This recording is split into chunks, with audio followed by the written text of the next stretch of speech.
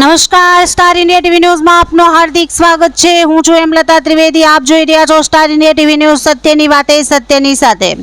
Gambhira Mujpur bridge દુર્ઘટના મામલે Anand collector Pravin ચૌધરીએ આપી માહિતી।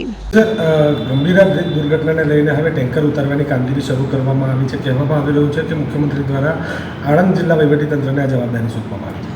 આપણે સૌ જાણીએ છીએ કે આરએનબીના ગાંધીનગર ડિઝાઇન સર્કલની ટીમો આ બ્રિજની તમામ તાંત્રિક રીતે જે ચકાસણી કરવામાં આવી હતી એમના દ્વારા કરવામાં આવી હતી અને જેના લીધે છેલ્લે આ નક્કી કરવામાં આવ્યું હતું કે આપણે બ્રિજના જે એક્ઝિસ્ટિંગ સ્ટ્રક્ચર છે આના ઉપર કોઈ પણ પ્રકારની હેવી મશીનરી લઈને આપણે આ ટેન્કરને બહાર કાઢી શકાતા નથી। તો આના પછી સરકારના માર્ગદર્શન હેઠળ આરએનબી ડિપાર્ટમેન્ટ તરફથી પોરબંદરના વિશ્વકર્મા ગ્રુપની મરીન ઇમરજન્સી રિસ્પોન્સ સેન્ટર નામની જે આખા ઇન્ડિયામાં એકમાત્ર મરીન સેલ્વેજિંગની કંપની છે અને one of the best in the world also.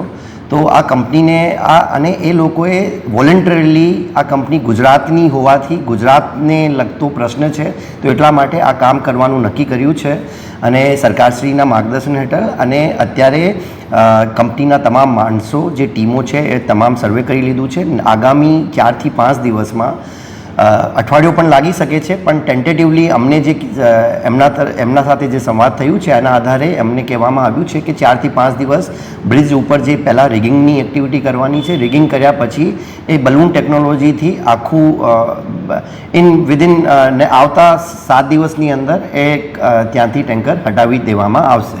Sir, આ બ્રિજ પરથી ટેન્કર ઉતારવાને લઈને અનેક અફવાઓ પણ ફેલાઈ રહી છે, તેના બધે શું કહેશો?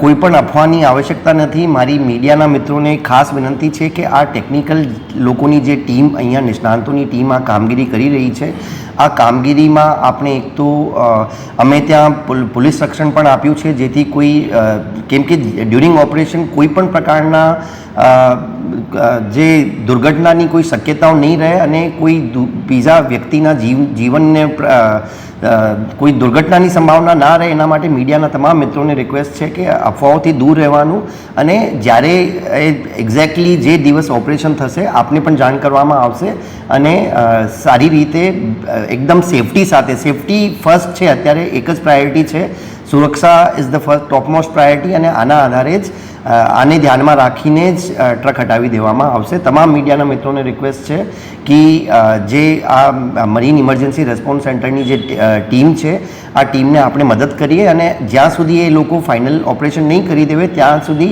આપણે એમની કામગીરીમાં પણ ડિસ્ટર્બન્સ પણ નહીં કરીએ। આપણને બધાને જોવાનું રહેશે। Star India TV news Padra reporter Pravin માછી।